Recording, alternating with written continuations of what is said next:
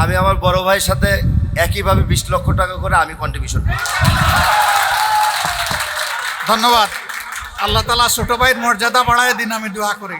এখানে প্রতিমন্ত্রী মহোদয় বলেছেন সরকারের বাজেট অ্যালোকেশনে জায়গা কেনার মতো কোনো বাজেট থাকে না। জায়গা যেখানে পাওয়া যায় সেখানেই পাম্প বসানো হয়। উনি বলছেন যে যদি সবাই কষ্ট করে একটু জায়গা দিয়ে দিতে পারেন তাহলে আমরা পাম্পটা যত বেশি পারি, আমরা যত তাড়াতাড়ি পারি এটা আমরা ইনস্টল করব। আপনারা বলছেন যে আমরা পারবো না, এটা আমাদের সামর্থ্য নাই। না, সবাই পারবেন না এমন না, আবার সবাই পারবেন তাও না। কিন্তু সমাজ যদি আমাদের সবার হয় তাইলে আমরা সবাই কি একটু একটু হলেও কন্ট্রিবিউট করতে পারবো না? সরকার এবং সিটি কর্পোরেশন দায়িত্ব নিয়েছে। মাননীয় প্রতিমন্ত্রী বলেছেন এই রকম যত জায়গা আপনারা দিবেন প্রত্যেক স্পটে আমার পক্ষ থেকে আমি 20 লক্ষ টাকা করে দেব। এটা সরকারের টাকা না, এটা আমার টাকা। এরপরে কি আপনারা একটু শরিক হবেন? শরিক হওয়া দরকার কি না? আপনারা শরিক হবেন, আমি এটা বিশ্বাস করি। একের বোঝা 10-এর লাঠি, 10টা হাত এগিয়ে আসলে বোঝা হালকা হয়ে যাবে ইনশাল্লাহ। সরকার কার? সরকার তো আমাদের ট্যাক্সেই তো সরকার আমাদেরকে সেবা দিবে। ট্যাক্স যে পরিমাণ আছে সেই পরিমাণই সেবা দিবে। তা আমরা বঞ্চিত, কিন্তু আমরা বঞ্চনা থেকে বের হয়ে আসতে চাই। আপনারা উদ্যোগ নেন, আমি বিশ্বাস করি সামাজিক উদ্যোগ সরকারকে অনেকটাই এগিয়ে দেবে। বাকিটা যেহেতু প্রতিমন্ত্রী মহোদয় বলেছেন ইনশাল্লাহ সরকার দেখবে, এই আস্থা আমরা রাখতে পারি। আর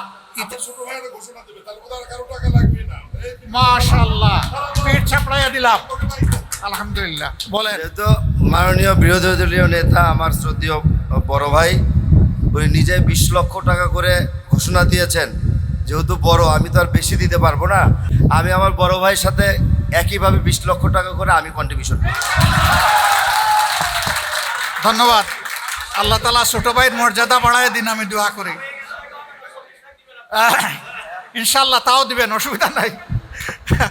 তো আমি বলছিলাম যে কাঠ আজ কাপড়বে না, সদিচ্ছার প্রয়োজন, উদ্যোগের প্রয়োজন। আমরা খুবই ভাগ্যবান, সারা বাংলাদেশের 300 আসনের মধ্যে একটা তো প্রধানমন্ত্রীর নিজের আসন, এটা তো তিনি চোখ বন্ধ করে থাকতে পারবেন না। 2 নম্বর আসন হলো 15 নম্বর আসন। উনি এটার দায়িত্ব নিয়েছেন, আমরা কৃতজ্ঞতা আদায় করি। আমরা প্রধানমন্ত্রীকে সব দিক থেকে সহযোগিতা করব ইনশাআল্লাহ, এবং আমরা আশা করি যে ক্রমান্বয়ে একটু সময়ের ব্যবধানে আমাদের সমস্যাগুলো সমাধান হবে। আপনাদের সবাইকে ধন্যবাদ। যারা আসতে পারেননি তাদেরকে আমাদের সালাম পৌঁছাবেন।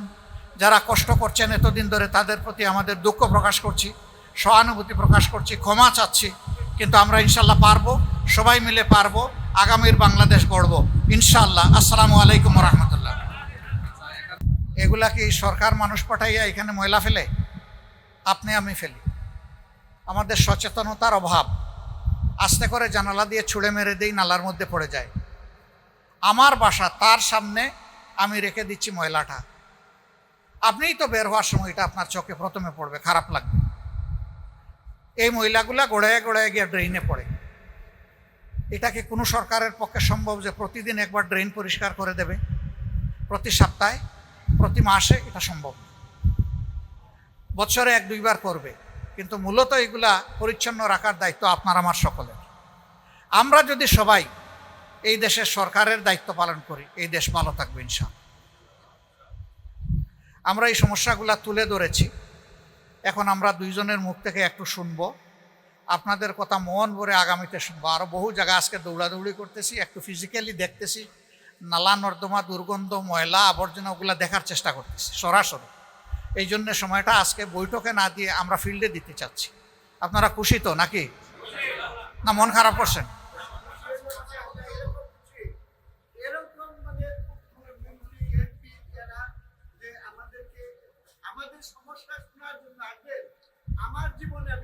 আল্লাহু আকবার।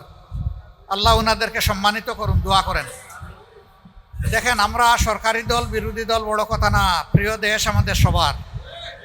এই দেশকে সবাই মিলে আমরা গড়বো ইনশাআল্লাহ। সরকারকে শুধু খুচাখুচি করা বিরোধী দলের দায়িত্ব না, আর বিরোধী দলকে বঞ্চিত এবং অপমান করা সরকারেরও দায়িত্ব না। আমরা মিলেমিশে হাত মিলিয়ে এই দেশকে গড়তে চাই ইনশাআল্লাহ। আমরা হিংসার রাজনীতির কবর রচনা করতে চাই, আমরা অস্বচ্ছ দুর্নীতির রাজনীতি কবর রচনা করতে চাই। আমি দুঃখিত, একটা কথা বলি নাই, আপনাদের রাস্তা চলে গেছে ক্ষুদ্র ব্যবসায়ীদের দখলে, হকাররা বসে যায় রাস্তায়। তো রাস্তা তো বাজার বসানোর জন্য না।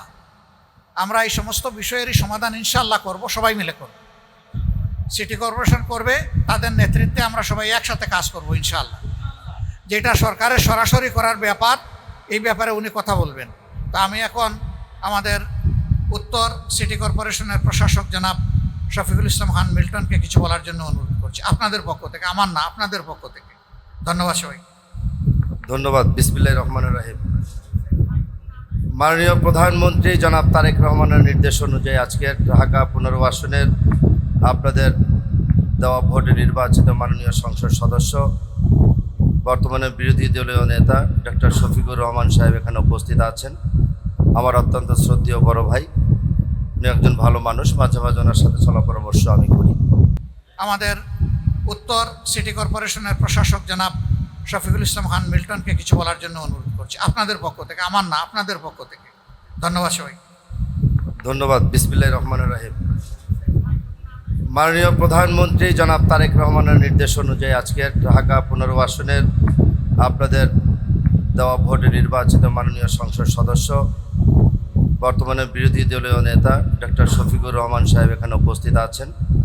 আমার অত্যন্ত শ্রদ্ধেয় বড় ভাই, উনি একজন ভালো মানুষ, মাঝে মাঝে ওনার সাথে চলা পরামর্শ আমি করি। উপস্থিত আছেন স্থানীয় সরকার পল্লী উন্নয়ন সমবায় প্রতিমন্ত্রী মীর শাহ আলম সাহেব, উপস্থিত আছেন সিটি কর্পোরেশনের সম্মানিত সচিব ওয়াসার এমডি এবং সিটি কর্পোরেশনের প্রধান প্রকৌশলী ব্রিগেডিয়ার রাকিব, স্বাস্থ্য কর্মকর্তা ব্রিগেডিয়ার জেনারেল ইমরুল কায়েস এবং প্রধান বর্জ্য ব্যবস্থাপক কমোডর হুমায়ুন সাহেব সহ এলজেডি মন্ত্রণালয়ের ঊর্ধ্বতন কর্মকর্তা, ঢাকা 15 আসনের বিভিন্ন রাজনৈতিক দল এবং এলাকার আমার প্রিয় ভাইয়েরা, আসসালামু আলাইকুম রহমতুল্লাহ। মাননীয় সংসদ সদস্য ডক্টর শফিকুর রহমান সাহেবের বক্তব্যের পরে আপনারা নিশ্চয়ই বুঝতে পেরেছেন যে আসলে আমাদের উদ্দেশ্যটা কী।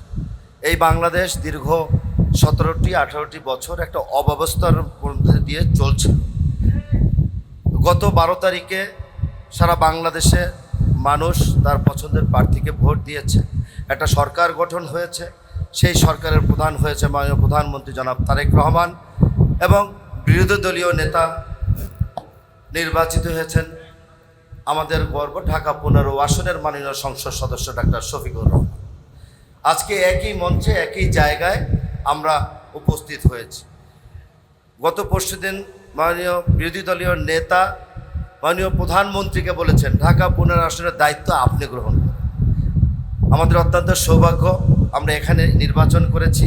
আমাদের প্রতিমন্ত্রী মহোদয় দীর্ঘ বহু বছর 4 নম্বর ওয়ার্ডের 22টি সরকার বাড়ির মোড়ের তিনি সেখানে বসবাস করেছে। তা আমরা যেহেতু মাননীয় প্রধানমন্ত্রী ঢাকা 15 আসনের দায়িত্ব গ্রহণ করেছেন, সেই কারণে আমরা একসাথে 3 জনে এখানে এসেছি। ইনশাআল্লাহ আশা করি এত দিনের জঞ্জাল হয়তোবা আমরা 1 মাসে শেষ করতে পারবো না।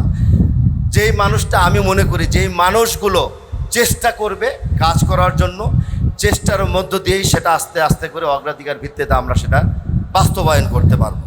আজকে পরিদর্শন করেছি বিভিন্ন জায়গায়, আমরা আমাদের মাননীয় বিরোধী দলের নেতৃত্বে এবং আরও কিছু জায়গায় আমরা পরিদর্শন করব এবং সেই পরিদর্শনের পরে আমরা ইনশাআল্লাহ বিরোধী দলীয় নেতা ডক্টর শফিকুর রহমানের অফিসে বসে আমাদের সকল ডিপার্টমেন্টাল প্রধান যারা আছেন তাদেরকে নিয়ে বসে আমরা একটা সমাধানের রাস্তা বের করব। কোনটা আমাদের প্রিয় এলাকাবাসীর জন্য কোন কোন কাজটা আগে দরকার সেটা আপনাদের এমপি সাহেব, আমাদের এমপি সাহেবও জানে, আমি নিজেও জানি, আপনারা অবগত আছেন। রাস্তাঘাটের উন্নয়ন এটা হবেই। এর চেয়ে বড় যে নাগরিক যে অধিকার পানির অপর নাম জীবন, আমরা সবাই জানি। পানি নেই, গ্যাস নাই, তারপরে কিছু মাদকের বিষয় আছে। ফুটপাত হলো জনগণের চলাচলের জন্য, জনগণের ট্যাক্সের টাকা দিয়ে নির্মিত ফুটপাত, সেখানে অবৈধভাবে কিছু ফুটপাতি দোকানদারি ব্যবসা করে। ইতিমধ্যে অনেক আমি দায়িত্ব নেওয়ার পর উচ্ছেদ করেছি, আপনারা দেখেছেন। তারপর সেই একই চিত্র হয়। সেজন্য সংসদ সদস্য সাহেব বলেছেন সচেতনতা আমাদের সকলের দরকার। আমি একদিকে পরিষ্কার করে গেলাম, 1 ঘন্টা পর একই চিত্র আবার সেই একই জায়গায়। তো আমরা আশা করব আজকে বাংলাদেশের যারা নেতৃত্ব দিচ্ছে তারা সবাই এখানে আছেন, আমরা একটু সচেতন হই। এই দেশটা আপনার আমার সকলের, এই দেশ আমাদের প্রিয় মাতৃভূমি। স্বাধীনতা সার্বভৌমত্ব রক্ষার জন্যই আমরা জামাতে ইসলাম এবং আমাদের আমির সাহেবের নেতৃত্বে আমরা কিন্তু বাংলাদেশে আন্দোলন সংগ্রাম করে জনগণের অধিকার প্রতিষ্ঠিত করতে আমরা মোটামুটিভাবে সক্ষম হয়েছি। সেই কারণে ফ্যাসিজমের আমলে যেই অব্যবস্থাপনা ছিল, সেই অব্যবস্থাপনাকে ভেঙে চুরমার করে একটা ব্যবস্থাপনার মধ্য দিয়ে আনার জন্য মাননীয় প্রধানমন্ত্রী এবং বিরোধী দলের নেতা দেশের স্বার্থে জনগণের স্বার্থে কাজ করে চলেছেন।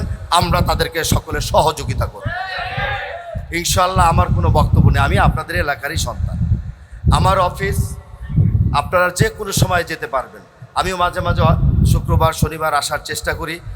ইনশাআল্লাহ আশা করছি আগামী যে কোনো একটা শুক্রবার আমি আমার বড় ভাই মিলে একসাথে নামাজ পড়বো এক জায়গায়, পরে ইনশাআল্লাহ আপনাদের সমস্যার কথা শুনব। সেইখানে যদি মাননীয় প্রতিমন্ত্রী মহোদয় যদি একটু সময় ব্যয় করে আমাদের সাথে থাকেন, তাহলে আরও উপকৃত হবে ইনশাআল্লাহ। অলরেডি জনাব তারেক রহমান মাননীয় প্রধানমন্ত্রী আমাদেরকে নির্দেশ দিয়েছে, অতএব আপনাদের সৌভাগ্য এই ঢাকা 15 আসন, ঢাকা 8টি আসনের মধ্যে সবচেয়ে অব্যবস্থাপনার একটা বাসস্থান এবং জনগণ তার অধিকার থেকে অনেকাংশে বঞ্চিত এই 15 আসন।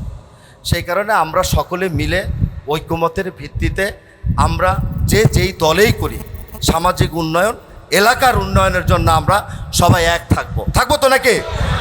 ইনশাআল্লাহ এই ঐক্যটুকু থাকলে আমরা এই এলাকার উন্নয়ন করতে আমাদের কোনো ধরনের সমস্যা থাকার কথা নাই ইনশাআল্লাহ। ওয়াসার এমডি আছেন, সিটি কর্পোরেশনের নেতৃবৃন্দ আছেন, বাকি তিতাস গ্যাসের উনি এসে পৌঁছায় নেই, পুলিশের ডিসি আছেন।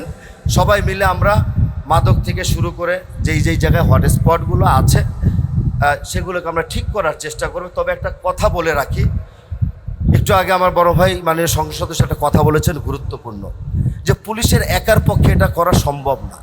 এই যে বিভিন্ন বাড়ি মালিক সমিতি আছে, বিভিন্ন রাজনৈতিক দলের নেতৃবৃন্দরা আছে, আপনারা আছেন, সবাই মিলে একটা ইউনিটি তৈরি করে উন্নয়ন কমিটি আমরা একটা তৈরি করতে চাই। সেখানে সবাই থাকবেন আপনারা থেকে, সেটার মাধ্যমে যদি আমরা একটু কাজ করি সামাজিক আন্দোলন, সেটাকে হয়তোবা আমরা অনেকাংশে এটাকে বাস্তবায়ন করতে পারবো। আপনার সন্তান আমার সন্তান, আমার ছেলে কোথায় যায়, আপনার সন্তান কার সাথে আড্ডা মারে, এই বিষয়গুলো কিন্তু একটা বিবেচ্য বিষয়। এটা যদি পারিবারিকভাবে আমরা এটাকে আলোচনায় নিয়ে এসে একটা সমাধান করতে পারি, দেখবেন অর্ধেক ইনশাল্লাহ চলে যাবে। আমরা কথায় বিশ্বাসী না, আমরা করব কাজ, গর্ব দেশ, সবার আগে বাংলাদেশ।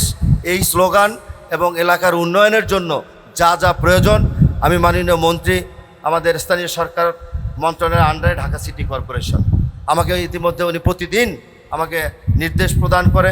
আমি আমার মতো এলাকায় ঘুরে আমি কাজ করার চেষ্টা করি।